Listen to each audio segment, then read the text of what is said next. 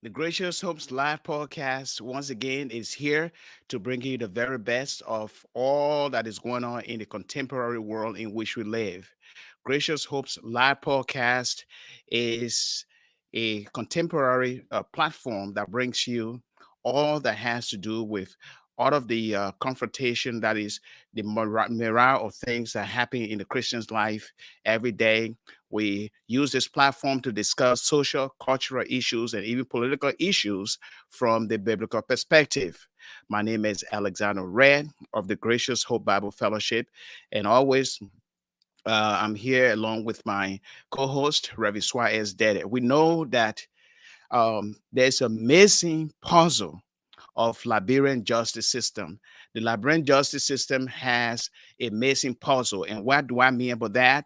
Liberia is a nation established on the principle of liberty, but it is struggling with the concept of dispensing justice against gross violators of human rights.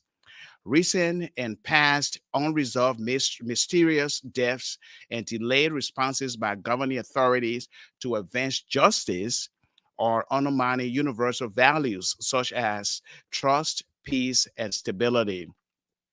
While previous and present governing authorities are responsible for a fragile justice system, what are the concerning factors that might help to improve the judiciary system of governance? And this is what we're going to be looking at today. We're going to be looking at ways and means in which we all can contribute to have a good justice system, a justice system that dispenses justice for all, not just for the few. We know in recent times we have been carrying on the series on ritualistic killings as well as other mysterious deaths that have been happening in the homes of citizens. In last week program, we had Ambassador Nathaniel Barnes here talking about how we Liberians, first of all, we need some sort of identity of patriotism that is coming together. And what makes a nation great is not just the guns and all the weapons and resources that you have alone. It is a spirit of that nation. And that spirit comes with a united spirit. And that's why we have greater countries like the United States. It is the spirit of the American people to do all they can in our influence, their power, and abilities to live in a world that is of unity. Even though there are divisions politically, they differ on other social and economical issues. But at the end of the day, or in the final analysis, the country unites in a national identity. And so, Liberia, as a country, we have been struggling with our justice system, looking at the disappearance, mysterious disappearance of people, and it has been a concern for safety and security. And so, today we'll be looking at ways and means in which we can um, uh, propose, or would I say, what means a way in which we can do our part as citizens of Liberia. And my co-host, Reverend Suah Deddeh, will be right back. He's having some technical difficulties. But before we get back to my co-host here so we can begin the program, we have a special guest on this program today who is also concerned along with his organization in the United States, President Joe S. Mason. He is the head of the Association of Liberian Journalists in the Americas, ALJA. And he will be letting you know that his organization's call to dismiss the police chief, uh, Patrick Sadu, is in light of all that is going on in the country, the mysterious deaths, the lack of security or safety, and the concern or the alarming concern of the populace. And so he will be featuring today on his program talking about the statement from his organization and this highlights of his statement, as well as providing some insights about how the judiciary system of government can be um, can be effective in dispensing justice. And so, without much ado, My co-host, Reverend Suah as Deddeh, is back here. Reverend Deddeh, today we will be focusing on why do we always believe or profess to say we are a nation based or established on the principle of liberty, which of course is freedom for all, yet we still struggle to dispense the biblical idea, that's godly idea of justice, because we all cried out for fairness all the time. And justice is meant for us to have equal rights under the law. Why is it that we are so struggling with that in our country, Reverend Dede? Well, bless God. I'm glad to be back. This is the day the Lord has made. We're going to rejoice and be glad in it.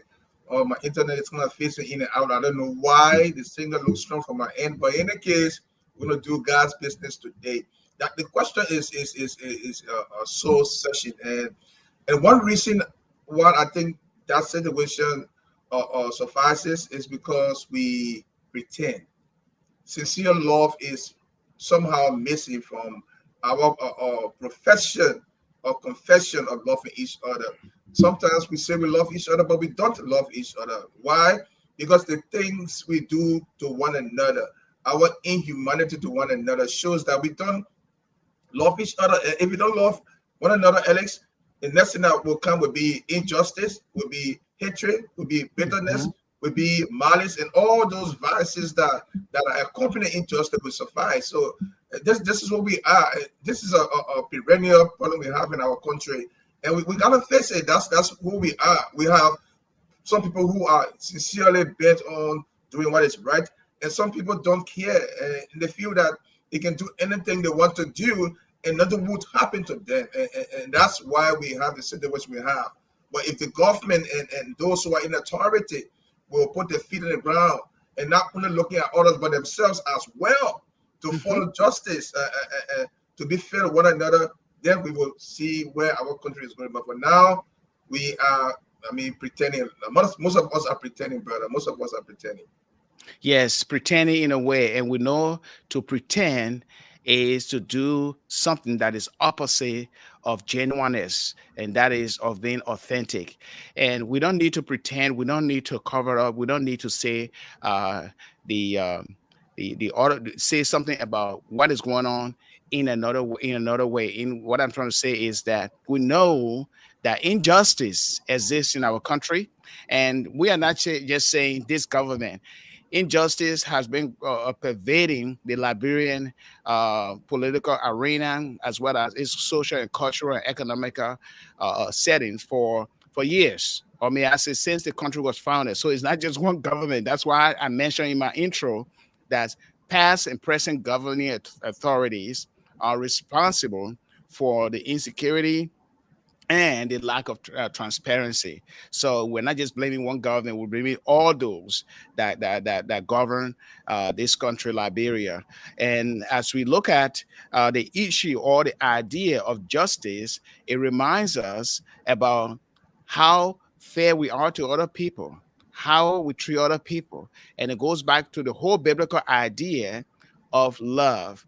Love God with all your heart, all your mind, all your soul, and love others as yourself. So loving others should also transcend you because it's God in love. It's not a love that you expect to reap something in return. It is a love that is given with your whole heart, just how God loves you unconditionally as a child of God. And so, because of God's common grace, His love, and His mercy, we must also be able to live out that love toward other people. And this brings to the point, Reverend Deddeh, about the killings that are going on. And we are hearing some latest development regarding the death of John Hillary Tubman, the son of former Liberian President William V.S. Tubman.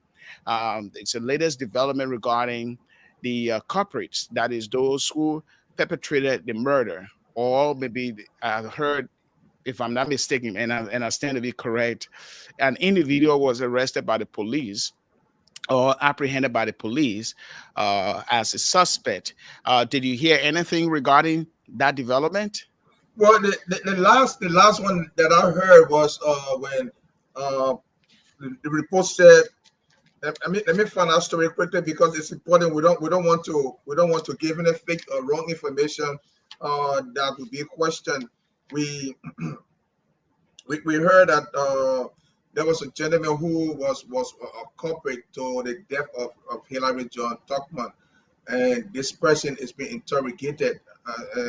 And based on that, we hope that if it is true that this person is attached or linked or is an accomplice to this crime, he will come up and come out and say his involvement so that the rest of the culprit can be brought to justice.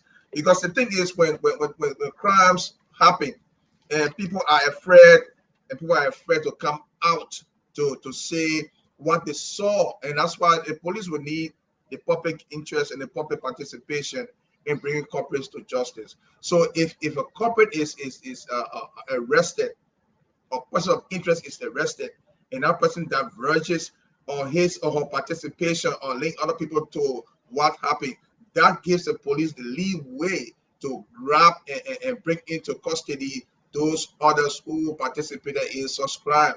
And so this person that was arrested, from the news that I gathered a week ago, uh, they stay in police custody and is being interrogated and being investigated as a person of interest linked to the death of Hillary John Tuckman. We don't know whether or not someone has been arrested uh, based on the involvement with the murder of Willie Stockman, Willie Aratobo III. We have no information on that yet. Neither do we have any on more Elliott, whether someone was arrested that is linked to her death. So far, it's John Hillary Tuckman. So we hope the public can get involved in this situation because the police cannot solve these crimes without public participation. The police, that's where police community interaction is very key in this situation. The police cannot be an ally in this matter. They really need the public's interest and participation to bring these culprits to justice. So if you are watching Ellis and I today and you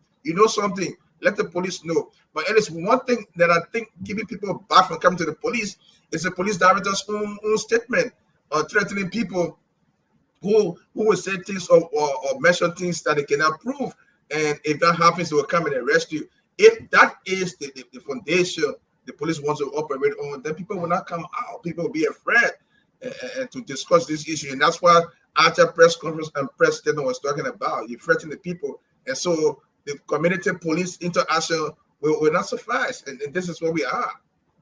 Yes, that's where we are. And the fact here is that we must face the reality of um, the happiness on the ground, what is occurring on the ground. And what is occurring on the ground concerns or should concern each and every one of us. This is not about government bashing. This is about or opposition. This is about the facts, what is going on here. And when we see these reports, and we are not saying that the police is not investigating or the justice ministry is not looking into these matters. They are doing so. However, effectiveness and efficiency are two words that many described the justice system to be. Delay. They are investigating, and it takes time. And I understand it takes time to come up with answers. But at the same time, it doesn't stop anyone or a citizen like us to voice our concern or Indeed. awareness. We Yes. know that there's a lot of popular saying. It's a popular saying that justice delayed, justice denied. Well, in the Bible, from a biblical perspective, justice denied is not true according to the Bible. The Bible, justice delayed is not justice denied to God.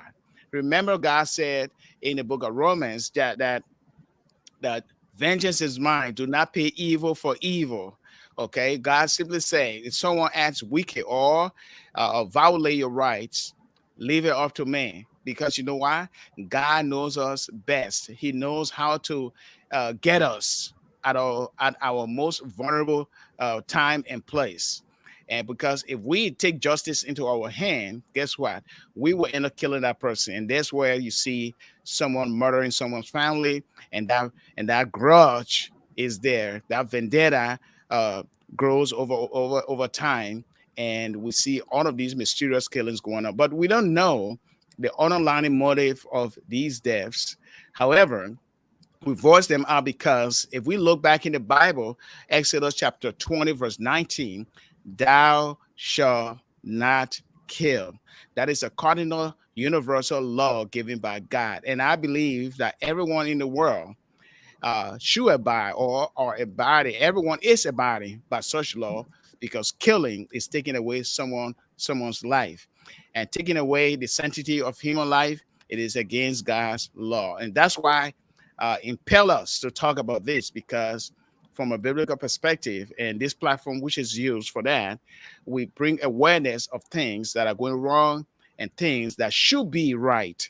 So we are not just saying all of the facts about what's going on regarding these mysterious deaths or ritualistic killings for human sacrifice. But at the same time, we want to provide solution, some sort of ways and means where we all can grab onto our hope, and where our heart will locate ways and means in which we can have a vibrant nation or society because we all want to be safe, we all want to be secure, we all want to have our family members live uh, in a land that is free in the sense where they can express themselves and do things that will bring about creativity and innovation. Amen. And okay, so I'm glad that you talk about that because the John Hillary Tubman death was under investigation from the outset from September, announced by the Justice Ministry. Before and after that, William Tubble the third death came about. William Tubble, yeah, the third, and he was murdered in his home. His neck was cut and he was stabbed in the forehead, and also he has some other deep wounds on his body. And there's another immigration or public official also received similar fate, Maud Elliott. And as these investigations roll on, we want to know the end result, and people are apprehensive about safety and security, and the government is constitutionally mandated to do so. And having said that, just before we bring our guests on, we'd like to remind you once again this is the Gracious Hopes live podcast on KMTV. KMTV, we are everywhere. And if you put up to the test, we beat the rest. And we are so glad that you are here today. And don't forget to share our link, okay? Share our link as much as you can with your friends, family, and relatives so that we all can be aware to know what is going on in our society. And everything that is going on in our society, whether it is mysterious deaths or whether it is ritualistic killing, extracting parts from the body, remember that they all can have implications on everyone. You know why? Because it scares investors away to invest in the country. Now we are a country. We want to recover economically after years of war and the pandemic. We want to recover. But if all of these news going on, I mean, it's going to affect you. So don't say, hey, it ain't happened to my family. I'm okay. I'm living in a safe environment. No, it also affects you. And that's why we all need to pray. We all need to be steadfast in devising ways and means in which we can protect our immediate communities as well as do other things to cooperate maybe with the police, even though they say some other scary things that might scare people off by not coming out to say, hey, I have this information. But at the same time, if you love your neighbor, you love your community, if you see something, you will report that so that the governing authority can do that job better. Now, the AJA president, Association of Liberian Journalists in America's president, Mr. Joe Mason, declared that this guy, the inspector general of the police, should be sacked, should be fired. Why? He has some other list. The AJA press statement listed a myriad of inefficiency, may I say, a lot of things that the police are not doing. And so we will bring on the AJA president, Joe Mason, who will highlight some of the things that that are so That's right. wrong. Mr. Mason, you may want to veer on your right a little bit. There you go. So your face is shown on the right a little bit because we had a split screen here. He's There trying. you go. He's trying to hide from us. Okay, that's better. We'd like to say welcome, President Mason. Now, you have been taking a lot of flack for sending out that press statement, wanting the police director had to go. Why so? Give us some highlights. Why you think a change of command in the police structure will bring something better, or better security and safety for the Liberian people? Why you think so? Your microphone is off. Mute, mute. Okay, it's on. I think it's from your end. Your end. Check your mic, please. First, you want to hide his face, then you want to hide his Yeah, voice. So yeah. I don't know what's Yes. going on. Okay. So he's having some technical difficulties, and President Joe Mason will, let us know why that press statement was. What was it all about? And he will give us a highlight. I know he had litany of wrongdoing by the police in that investigation. Not necessarily wrongdoing, but things that they're not doing right. Yeah, it's the same thing. Things that they're not doing right, and a lot of people, some people, they didn't like that. They wrote against the Aja president, the organization, uh, accusing Aja of sabotaging or saying things that are not factual. And President Mason will clarify that today for us.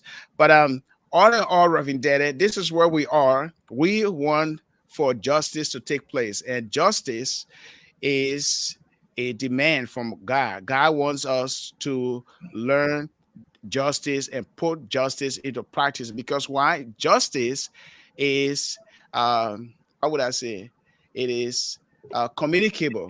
That is, God can pass on that kind of an attribute of himself to us. Yeah, Okay, there are certain things that we cannot get. Only God has certain attributes, but when it comes to the attribute of justice, okay, God passed that over to us. He gave it to us in a sense where we have that inborn sense of justice. But at the same time, we tend to ignore that at times, and for selfish reasons, we um, treat other people in a way that is so inhumane, and that is part of our history, Reverend Dede. yeah. Justice is God. God is just.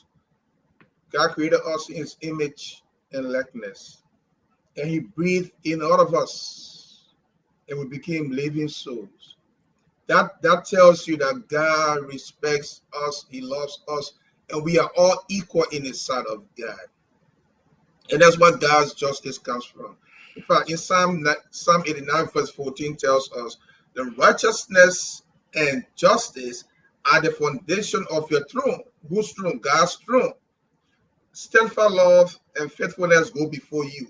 So watch it. Justice, righteousness, steadfast love, and faithfulness. These four things go together. In the absence of love, justice is absent because it is based on love that justice is meted out. So say you went to the court and the judge is biased, he takes sides, you are in trouble. Justice will not be given out because while the judge already has his preconceived mind, he knows which direction he's going. So whether or not you bring all the evidence you want to prove, that judge has his own mindset and that's where he's going to go. There's a scripture in the Bible where the woman she cried for justice to the king. People came against her and she kept going back to the king over and over and over again, crying for justice. And eventually, finally, the king gave it not because he wanted to give justice, but because the woman was persistent. So for us Liberians, no matter where we are in the world, we have to be persistently persistent in making sure our call for no matter what people say, they can burn us how they want to burn us. When I'm saying us, I mean the Africans, people who are calling for justice. People will brand you. That's life. But that should not deter advocates of justice to be threatened, to be fearful, because I live it. I went there. I've been there, done that. I went with the president We stood for justice. Our lives were threatened. We went to jail, but we still stood for justice. That's what it is. So wherever we are in Liberia or all of Liberia, we owe our country that responsibility to call for justice and let our leaders know that we respect them, we love them, but they still have to listen to us when things are not going right, when things are going amok. We have the obligation as Liberians to talk to our leaders so that they know that things are not going the way they should go. And our justice is God is a just God. Now, before you come in, Ellis, if you don't make a justice to somebody when the time comes for that justice, you yourself might come to the place where you need justice and you might not get it at the time because why? You did it to somebody else and somebody is doing it to you. What comes around goes around. That's life circumstance, brother.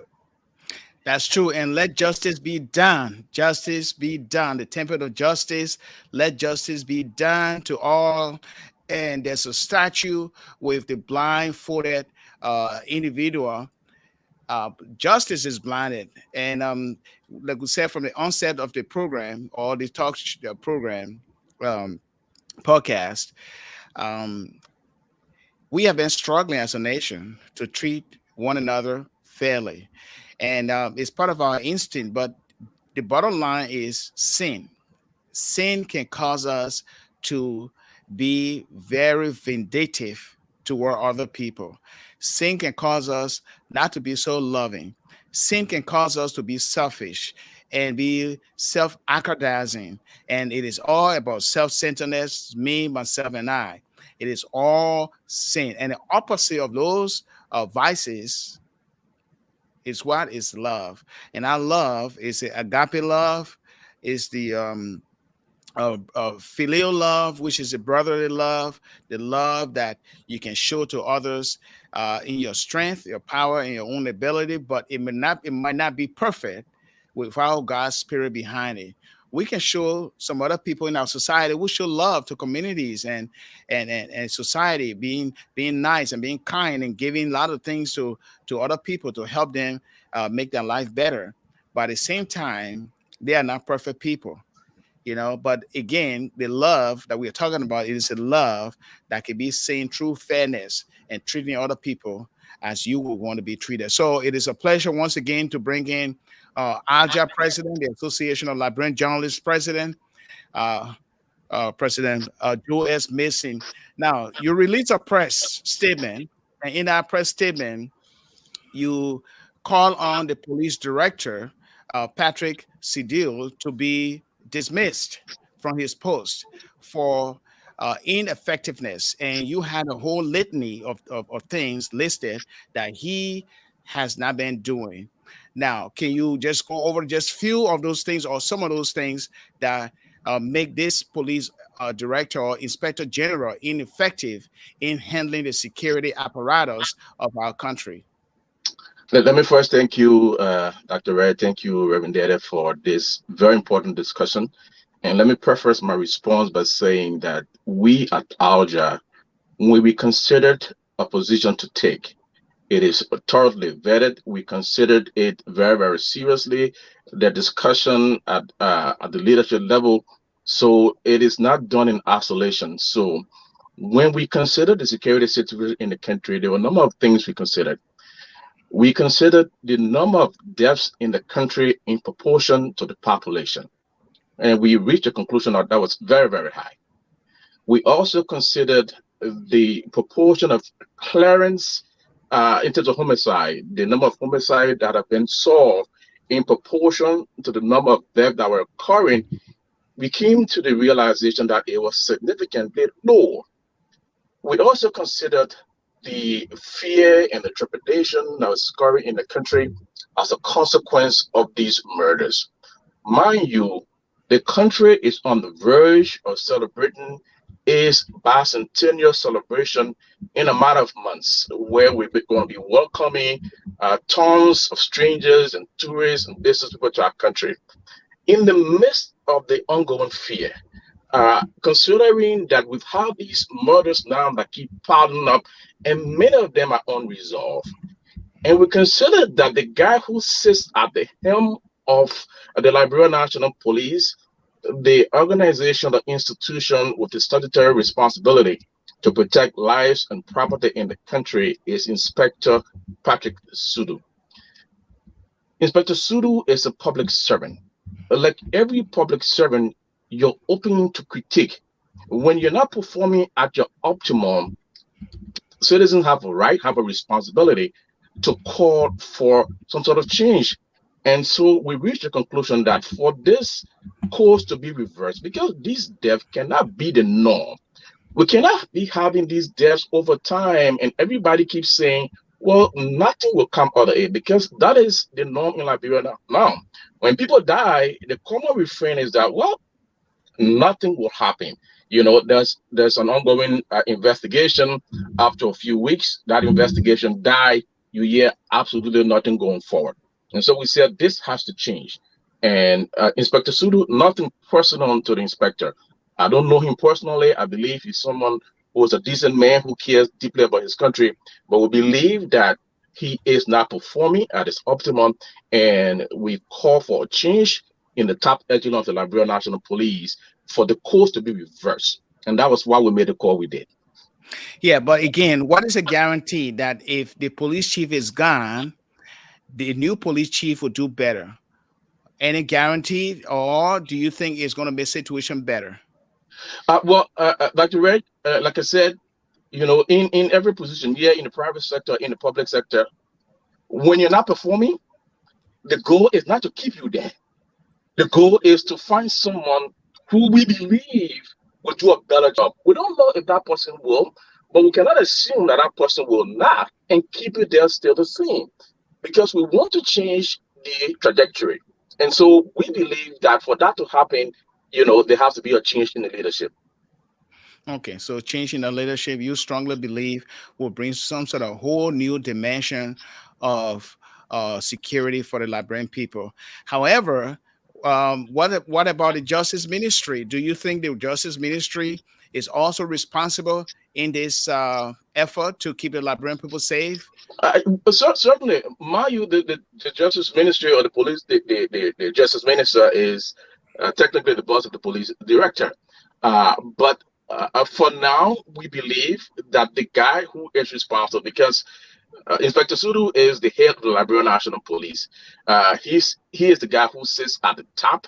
He gives the command. He ensures that, because like I said, the police, at the group tax, we're protecting the lives and property of citizens in the country. And look, there's no greater responsibility. And people criticize us for calling for the Inspector General removal to reverse this code. Look, there's no greater responsibility that the government has to protect the lives and properties of everyone within the confines of the country. If that is not happening, the government is failing. That responsibility goes beyond the police director. It goes directly to the president of the country. So we're saying to the president, you have the appointing power. This fault will be your responsibility if you don't make a change. It is already a responsibility because everything begins and ends with the president. He appointed this guy. So we believe it's our patriotic duty to be able to let the president know that this is what is happening, and you need to make a change now for the betterment of the country, for you to gain the confidence of your own people, because people in the country are going to bed early because they're afraid. I mean, in light of that, how do you expect to attract people to your country in their numbers if your own citizens are so afraid of the security condition in the country that they are going to bed early? They are afraid. That cannot be the norm. We cannot have these murderers running rampant because, no one can arrest them. If you're not arresting people for crimes they're committing, it gave them room to commit more crimes. So that was our call. And again, like I said, it was nothing personal. We don't know this man. He might love his country. I certainly believe he does. But we believe at this point, there needs to be a change in leadership for us to reverse this course. Otherwise, our country will be ill-served. Yeah, and Reverend Deddeh, looking at this whole culture of impunity here, we have seen many deaths. We have seen most of them unresolved, not just the administration, even past administrations. um, getting from the Taylor administration through the Simon Dogie murder, and we can have a whole list. Harry Grieve under the Ellen Johnson Sirleaf administration and this administration. It is a pattern of a situation that is so alarming, and it is on the increase. It is done now in the open. Look at the two former presidents' sons that were killed in our homes. And so this whole culture of impunity goes back to the understanding that our concept of justice and having a competent jurisdiction is a problem. So, don't you think, Reverend Deddeh or President Mason, that we have to look at the whole judiciary branch of government, because it's a whole government by itself? We got three branches: the executive, the legislative, and the judiciary branch of government. Now, we may agree that the judiciary branch of government is operating in a fragile way, where justice is not seen as something that people can actually put that trust in, or put that trust in a particular branch of government.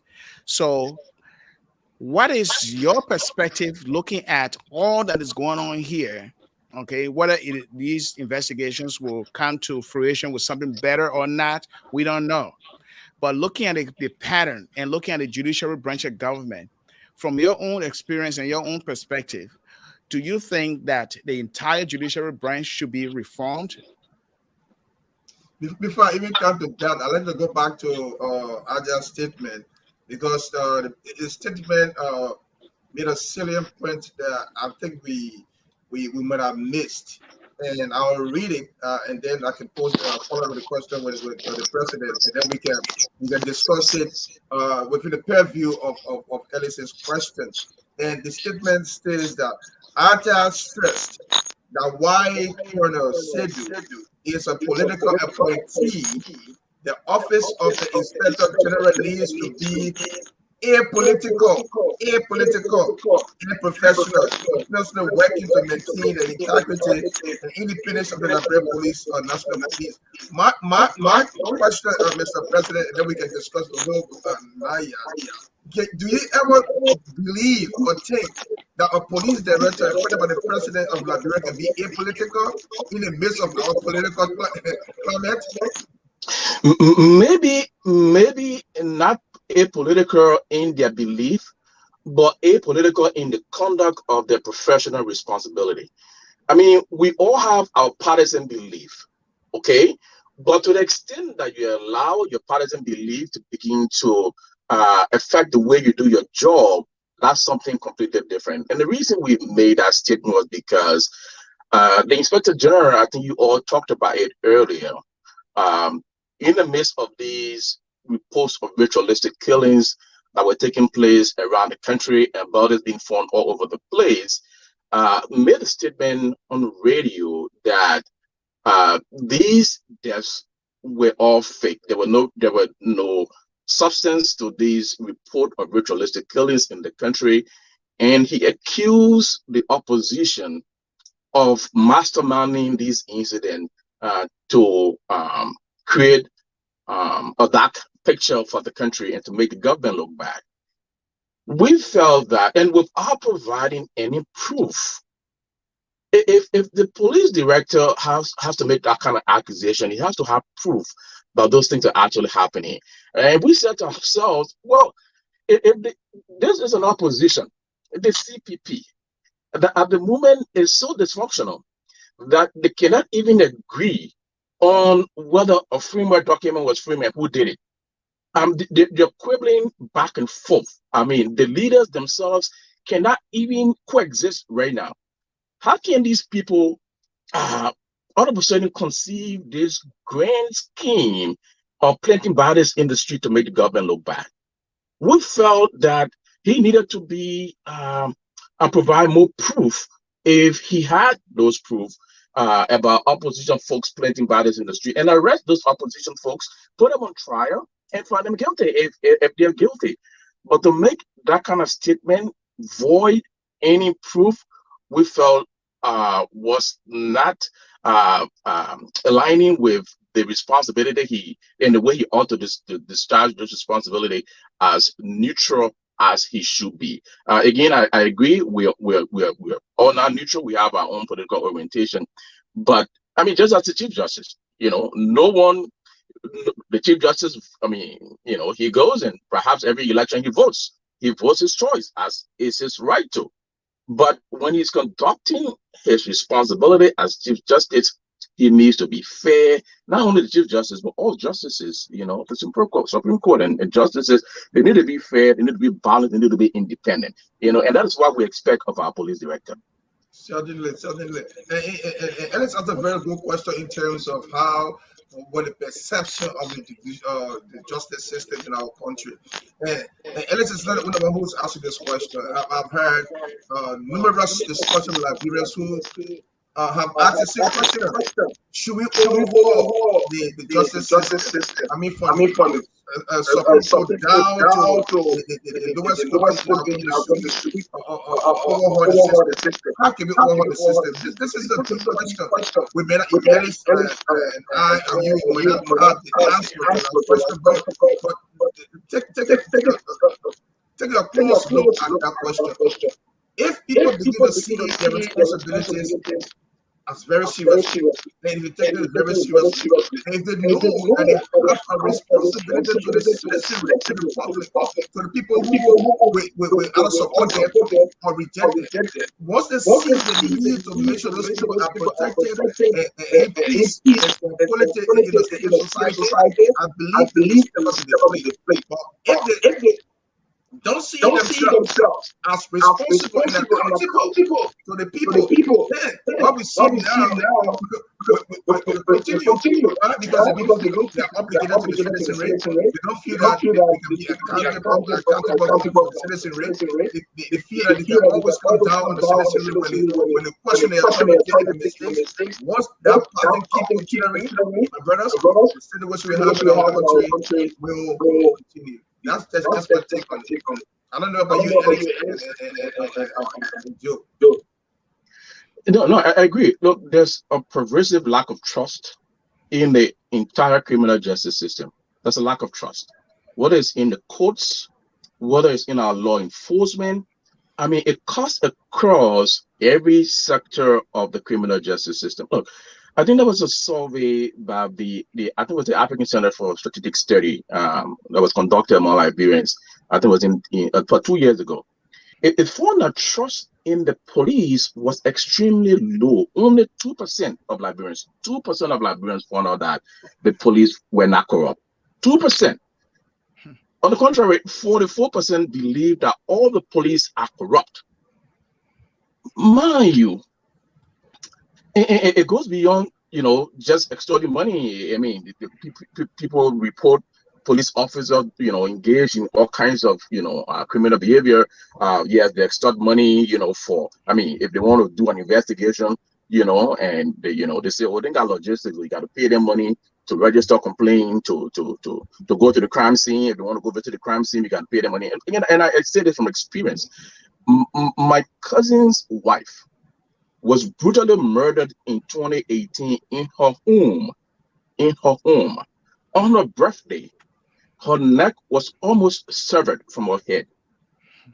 To this date, the investigation has gone cold. We've heard nothing. But in the immediate aftermath of her death, this man who was so traumatized, who was mourning the loss of his wife, had to be, facilitating, money for people to go to crime scene, and going back and forth. I thought that was just adding insult to injury. And this is not unique to him. This is something that is pervasive in the criminal justice system in the country. Mm-hmm. We talked about trust. Look, if the citizenry don't have trust in the police, that is bad. Because you need the support and partnership of the citizenry to apprehend criminals. How will folks go and give you tips if they don't trust you? If my relative died and I don't even trust that the police is able to investigate this incident and give me closure, then I'm open to taking the law into my own hands. So trust is so important in the criminal justice system. It is so important in Liberians, because that's the difference in me saying, look, the police have done this investigation. How many times have the police have done investigation and issue a release, and everybody say we don't believe it? We don't Mhm. believe the report because we don't trust the police. So even if they're well intentioned, we don't trust them because they have a history. So it is so important that the police is able to regain the trust of the population. And I don't know how that happens. Maybe one way, and I don't know, it's been suggested in the past, can the civil society organizations get together and just nominate a slate of candidates as inspector general of the police, and present those candidates to the president and say, look, Mr. President, here are our nominees. Can you just select from these nominees this person you want to be police director? So that way, that person, has the buy-in of the civil society groups. That person doesn't come into a job with some perception of being biased, or some perception of being a partisan inspector general. That could be one way, but I think we are far away from that. And as long as there's this distrust between the population and the police, it makes it harder for them to do their work. It makes it harder for the public to believe in what you're doing. Yeah, and there Yeah, are and some there are people some who are people who are listening right listening now right now will who say, say, well, we well, face we the same problem in our problem in various our various communities communities or or communities communities in the in the United United States, States where where the the police police are are still still experiencing the experiencing the whole whole thing thing about about mistrust mistrust due due to to racial racial preference or preference or prejudice. prejudice. I know I it is know it is different from different our from our country. You country. don't You find don't that find that racial racial prejudice prejudice there, there, but you but find you find inefficiency. You inefficiency. also You find it also in the find it United in the States, United States, on the United the States United Police States Police Department Department as as well. well. And some, Can I respond to that a little bit, Alex? yes, Yes, yes. yes. And someone in trying to respond to our press release made a similar analogy. As a matter of fact, they made the analogy between Liberia and Minnesota, where I happen to live. And the point was, well, there are murders in Minnesota as well, and not all murderers get arrested. I quite agree. I couldn't agree more. But my point is, let's consider the murder in Minnesota in proportion to the population in Minnesota, and the murder in Liberia in proportion to the population in Liberia. The two are not the same. Also, the point I made to them also was that in Minnesota, as of 2019, there was a 67% clearance rate. Clearance rate indicates the number of solved murder cases. So, of all the murder that have happened, there's a 67% clearance rate. So, yes, the police will not have a 100% success rate when it comes to apprehending all murderers and bringing them to trial and convicting them. No. But tell me, what is the percentage of solved murder cases in Liberia? I need to know. I need to know how many of these murder cases have been solved and brought to a logical conclusion. Insignificant at best. So that is the distinction we try to make. It is not apples to apples. They are completely different. I Okay, just want to yeah, make that point. yes, Yes, yeah, yes, completely really different different geographical geographical location, locations, and and different, different, preferences when it preferences comes when it to comes to race race. And I and might all add like too, that. I live here in Minnesota though, and I go to bed peacefully. I don't go to bed 6 o'clock because I'm afraid that a criminal will come to my house, and no. I go to bed whenever I want to go to bed. I get up whenever I want to get up. I'm saying our people have to enjoy that same level of freedom. Let people feel so protected in their homes at night. Yeah, crimes will happen. People will get killed. But those should be the exception and not the rule. Let people feel so protected in their homes at night, or they can come out and go home whenever they want to go home.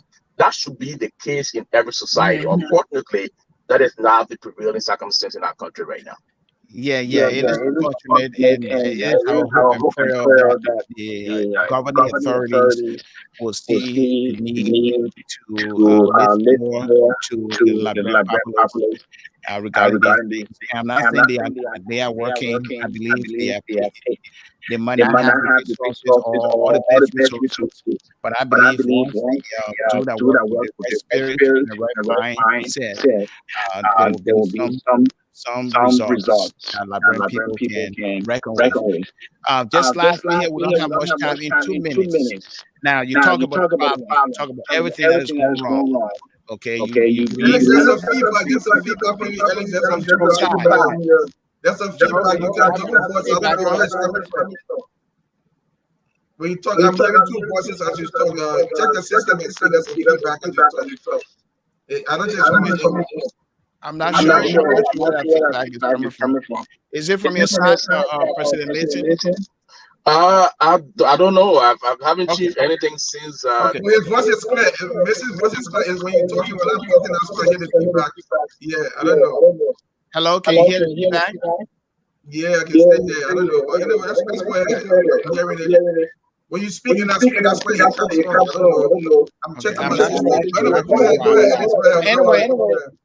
what I was What I saying was is saying that is in that two in minutes, 2 okay, minutes, because okay, we're because running we're out of running out of time here, time here, we have we seen have seen all the all the things that are things that are going going wrong, wrong, and and we we can, can, highlight all highlight of all that. of that. And it is And a it is good a thing good that, thing yes, that, yes, we need to have we an have an effective effective police police force force with good with good leadership, leadership, and we and we all want all that. want We that. want We want the the justice justice ministry to ministry have to have leaders leaders that that will, will, investigate investigate or or will will uh, work work hard to hard to bring bring about some about some closure closure in in what is what going is on, going on, or to or lay to to lay rest to the rest security the security concern concern of of citizens. business. Now, Now, what can what you can you give as an give as an insight, insight or or let's say let's say proposition in proposition in some substance sense that that what can what make can make the the system, the justice system justice work system work better better to to provide provide security to our security to young our young people? people? Well, I think thanks again. Let me first commend the police for the recent arrest of the suspect in Mr. Todman's murder. We are looking forward to others being arrested for the other deaths that have occurred in the country. And we also want to add too that we understand these are high profile people and there's an urgency to go after those involved in their death. But remind the police that there are a lot of other people who don't have such name recognition who have been killed in the country. And we hope that they can exert similar speed and similar energy in following through and bringing those people to book as well. So I just wanted to make that point because sometimes the ordinary people get buried under under the headlines, and that much is done to bring the perpetrators of their murder to death as well. I mentioned,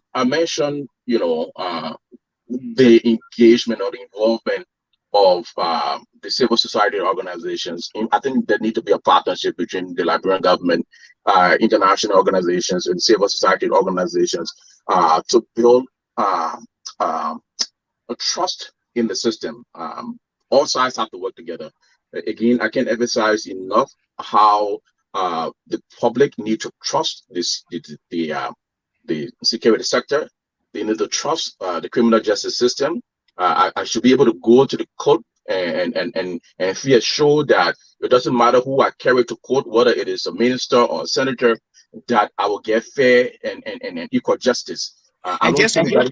and just And just quickly, quickly, President President Mason, Nixon, for the for the Liberian people to Liberian people to trust right trust now right is now where is we where are we right are now. right The now. mistrust This is trust is already already there. there. Now, Now, we can we say can say we want we to want to muster the muster the effort for effort for all all civil civil groups groups to come to come together and together see and what see can be what can done. be That's done. good. That's good. And the And the details of details of that that need to need to be, be, follow up. follow up. However, However, do you do agree you with agree some of with those some of who are those who are saying that saying that it's it's time for time for community community vigilante? That vigilante? is, That people is, should people protect should protect themselves. There should themselves. be That's open the open carry. carry. The The government should government should legislate some legislate sort of some sort law of that law people that can people have can their have own their gun, own gun, their own their own protection, protection, because because it seems it like the seems like the government does government not does have not all of have the all of the resources to resources to provide provide security and security and safety. safety.